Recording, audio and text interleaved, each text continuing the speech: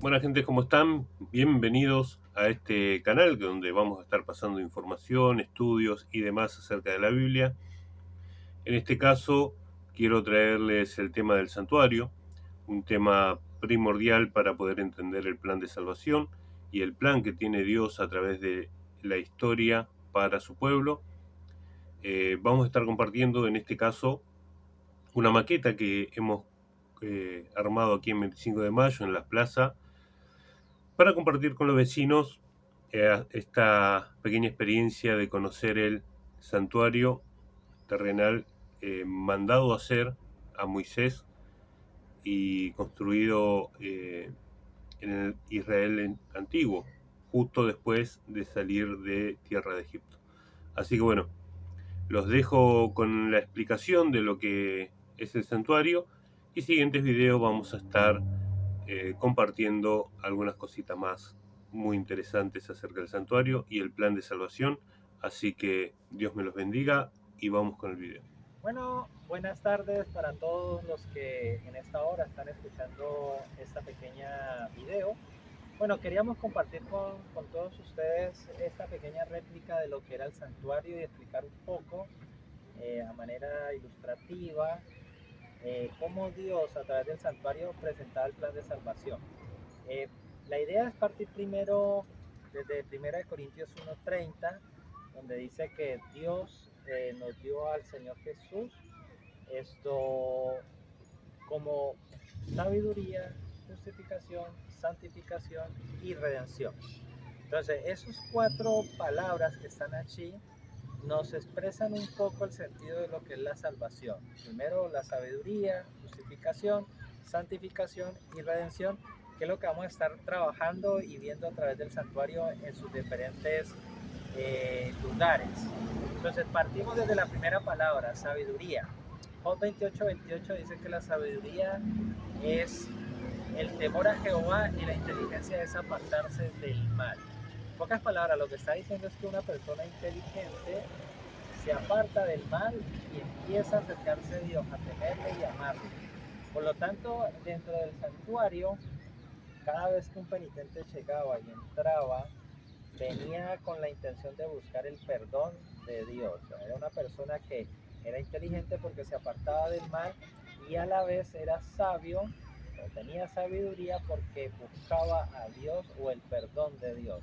Por lo tanto, la puerta representa esa primera parte de la sabiduría que toda persona debe tener para acercarse a Dios y tener el valor de poder reconocer sus errores, sus pecados y de esta manera empezar tras la puerta y aquí empezar todo el proceso de la salvación. ¿Sí? Jesús, los evangelios muestran a Jesús como que Él es la puerta, la entrada, donde al redil para salvación o protección de las ovejas o de los corderos que se cuidan en los rediles. Ya pasando o entendiendo de que Jesús es la puerta, ahí entramos a lo que es las diferentes etapas del santuario. El atrio exterior, el lugar santo, el lugar santísimo, donde se cumplen las otras tres palabras, justificación, santificación y redención. Así que les invitamos a continuar viniendo desde la puerta. Debemos entender de que el pecador entraba. Cuando venía el pecador con el corderito, ya reconocía de que venía por una falta que había cometido y él entraba en la puerta y en la puerta él tenía que poner las manos en la cabeza del cordero, trasladar simbólicamente sus pecados y después sacrificarlo. El sacerdote lo que hacía era recoger la sangre, untarla y el resto rociarlo en el suelo. Y parte de ese cordero era puesto acá para quemar y el resto del cordero tenía que ser quemado afuera, especialmente cuando era por el pecado o por la culpa. Pero ¿qué representaba eso? Que cuando el sacerdote hacía esa labor acá, cuando el pecador llegaba, sacrificaba, se hacía el servicio, el pecador se iba perdonado. ¿Sí? Entonces, la puerta tenía un simbolismo importantísimo porque de afuera era rojo que representaba pecado, azul la justicia y cuando salía encontraba que la cortina era totalmente blanca. ¿Sí? que representaba que el pecador salió perdonado por Dios. En esa instancia, el atrio exterior simbolizaba la justificación. ¿Por qué razón? Porque era a través del cordero y la muerte del cordero que tenía que ser sacrificado y quemado de alguna manera. Esto representaba a Jesús, la muerte de Jesús en la cruz. Como dijo Juan, ¿no? Juan 1:29, ¿no? Aquí está el Cordero de Dios que quita el pecado del mundo, ¿no? Entonces, el altar del sacrificio representa eso, la muerte de Jesús en el Calvario. Después del, de que hay esa parte, entramos a otro que ya vamos a explicarlo. Ahora, en esa continuación debemos entender lo siguiente, de que el sacerdote tenía que tocar la sangre, tenía que hacer limpieza, organizar el cordero y se ensuciaba, las manos especialmente. ¿Y qué pasaba? Estaba el lavacro. Y el lavacro era la fuente de agua donde el sacerdote se limpiaba y eso representaba la limpieza, la pureza que el sacerdote tenía que estar delante de Dios. Ahora, ¿qué representaba eso? Representaba el bautismo. Por eso Pablo el que dice que ahora el bautismo que os salva, perdón, es Pedro. Pedro creo que era 2:29, dice, ahora el bautismo que os salva, no quitando las impurezas, sino pidiéndole a Dios una conciencia limpia para poder continuar el proceso que vamos a ver ahora. Entonces, en pocas palabras, resumiendo acá, el acto exterior representa justificación. Todo aquel que acepta a Jesús como Salvador, como Cordero de Dios, y se bautiza, es justificado por Cristo. ¿Sí? Y ahí no termina todo, esto es la justificación, tenemos que ir más adelante porque ahí empieza la santificación y la redención. Bien, como habíamos mencionado, el pecador ya era justificado allá, pero el sacerdote no terminaba su función, el sacerdote continuaba trabajando durante el día en el atrio exterior. Muchas veces tenía que entrar acá, en este lugar. Primero el sacerdote tenía que tener puesto esto, que era el traje de lino, ¿sí? El blanco especialmente era el que estaba acá. El otro, el que era púrpura con azul, era únicamente, lo utilizaba únicamente una vez al año y era cuando entraba al lugar santísimo. Ahora, en esta área habían tres elementos importantes: candelabro, mesa de los panes y el altar del incienso. ¿Sí? ¿Qué función tenía cada uno de ellos? El candelabro era iluminar el lugar, tanto el lugar santo como el santísimo. La mesa de los panes tenía tanto copas como una olla y 12 panes en dos hileras, 6 en cada uno, que representaban las 12 tribus. Y el altar del incienso lo que hacía era encargarse de aromatizar el ambiente del lugar. ¿Por qué razón? Porque muchas veces la sangre era esparcida en el velo que separaba el lugar santo del santísimo, y de esta manera aromatizaba y quitaba el olor de la sangre cuando se secaba. Ahora, ¿qué simboliza eso? El candelabro representa parte a través del aceite que tenía que circular constantemente y encendido constantemente al Espíritu Santo, pero también representa el carácter transformado de las personas, porque cuando hicieron este utensilio fue el único que hicieron de una sola pieza a punta de martillo, ¿sí? Entonces, esa información nos ayuda a entender que el carácter del cristiano tiene que ser forjado con, como dice Pablo, ¿no? Con pruebas. ¿Para qué? Para que sepamos aprender a depender de Dios, pero a la vez de ser fortalecida nuestra fe. Entonces recordemos, el Espíritu Santo trabajando y formando el carácter de las personas a una vida transformada, ¿sí? Después, la mesa de los panes representa qué cosa. Aquí hay dos cosas importantes. Primero, esta diferencia de aquello era totalmente de oro. Este era de madera de acacia cubierta de oro. ¿Pero qué representaba? La madera representa la naturaleza de Cristo humana y el recubrimiento de oro representa su divinidad.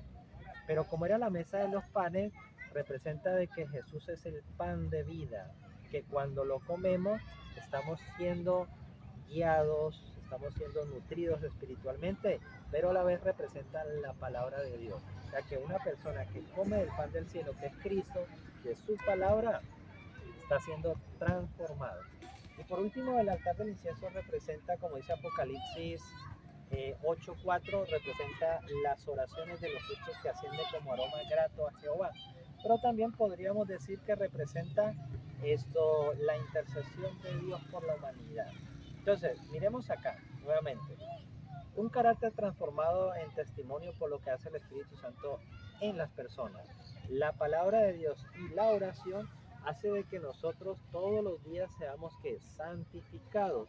Y al ser santificados, estamos prácticamente a un pasito de lo que es la redención y la salvación. Hasta aquí todavía no somos salvos, porque la persona que dejaba de ser guiada por el Espíritu Santo, dejaba de comer la palabra de Dios y del pan, obviamente que no iba a crecer ni ser santificada. Por eso era un acto continuo de todos los días. El candelabro tenía que estar encendido todos los días. El, el, el incienso todos los días tenía que estar encendido. Y la mesa de los panes tenían que ser puestos o sea, estaban todos los días presentes, pero tenían que ser cambiados cada 7 días. ¿Sí? Ahora, somos justificados, no somos salvos todavía, la redención está atrás. Bien, esa era la última etapa. ¿Se acuerdan que habíamos dicho que en 1 Corintios 1:30 decía sabiduría, justificación, santificación? Aquí llegamos a la última etapa, la redención. En esta última etapa, que era el lugar santísimo, era donde el sumo sacerdote entraba una sola vez con el traje completo, desde el pectoral, el traje que era rojo carmesí, el azul y el blanco lino. ¿Por qué razón? Porque ese día era un día especial, era un día que se le conocía con varios nombres, el Yom Kippur, día del juicio o día del perdón. Y entraba el sacerdote ¿a qué? A purificar el santuario. ¿Sí? ¿Purificarlo de qué? Como todos los días venían pecadores y dejaban sus pecados acá, esos pecados quedaban en el santuario y una vez al año esos pecados tenían que ser sacados afuera. ¿Para qué? Para reiniciar nuevamente todo el proceso para la salvación de la humanidad. Entonces, ¿qué implicaba eso? Implicaba que en este lugar estaba el arca del pacto. ¿Por qué el arca del pacto? El arca del pacto representa esa arca de testimonio. ¿En qué? En que Dios hizo un pacto con la humanidad recordando los diferentes pactos, ¿no? Especialmente con Abraham, y la ratificó con Moisés al darles el arca de la alianza para testimonio de cómo Dios quería de alguna manera guiar a su pueblo, orientar a su pueblo, y mientras su pueblo estaba en obediencia, Él los iba a proteger, los iba a cuidar y sobre todo los iba a salvar. Pero ¿qué había en esta arca? Habían varias cosas importantes. La primera y más reconocida es que la presencia de Dios se manifestaba acá. ¿Sí? Y eso le daba seguridad al pueblo de que Dios estaba con ellos presente y continuamente, y obviamente la columna de fuego durante la noche y la nube en el cielo durante el día, protegiéndolo de los calores abrasadores. Pero ¿qué más había acá? Estaba la tabla de los 10 mandamientos, la vara de Aarón que reverdeció y el maná que fue descendido del cielo y que lo habían comido durante 40 años en el desierto. Ahora, ¿qué simboliza cada una de esas cosas? El maná representa el interés de Dios por la buena salud, la buena alimentación de los que creen en Dios. La vara de Aarón representa la obediencia, y especialmente en el sentido de cómo fue esa vara puesta acá, porque estaban hablando sobre el sacerdocio, o estaban queriendo usurpar el sacerdocio, y Dios tuvo que revelar cuál era el sacerdocio que Él estaba bendiciendo y dirigiendo. Entonces representa obediencia tanto a la voluntad de Dios como a los principios que Dios plantea para que la humanidad viva. Y por último estaba los 10 mandamientos, que simbolizan ¿qué cosa? El carácter de Dios reflejado en la vida transformada de los que aceptaron a Jesús como Cordero, y que dejan que el Espíritu Santo los ilumine, los transforme, y se alimentan de la palabra de Dios y están en constante comunión con Dios a través de la oración. Hacen un pacto con Dios. ¿Y cuál pacto? Estamos hablando del pacto de Hebreos 8:8, ¿no? Que pondrá sus leyes en nuestra mente y en nuestros corazones, y Él será nuestro Dios y nosotros seremos su pueblo. Por lo tanto, esta arca representa ya la última etapa, que es la redención, donde realmente ya somos salvos, realmente ya todo el proceso se da. Y ¿Y por qué todo esto? Porque sencillamente las diferentes etapas también representan periodos en los cuales Jesús está pasando. Por ejemplo, Jesús vino al atrio exterior, ¿cierto? Cuando vino a la tierra y murió. Después pasó al lugar santo después de que ascendió. Y después de 1844, según la profecía de Daniel 8:14, esto nos habla que el santuario será purificado. Jesús pasó del lugar santo al lugar santísimo para terminar la última etapa de la redención y venir por su pueblo y bendecir a su pueblo, llevándolo para la eternidad y de esta manera darle fin al pecado que tanto nos agobia y tanto ha hecho daño a la humanidad. Así que Dios tiene un plan, Él sigue ejerciendo ese plan y nosotros de alguna manera debemos aprender a conocerlo y de esta manera, a través del santuario, Dios deja una manera pedagógica de cómo enseñar ese plan de salvación. Muchas gracias, Dios les bendiga.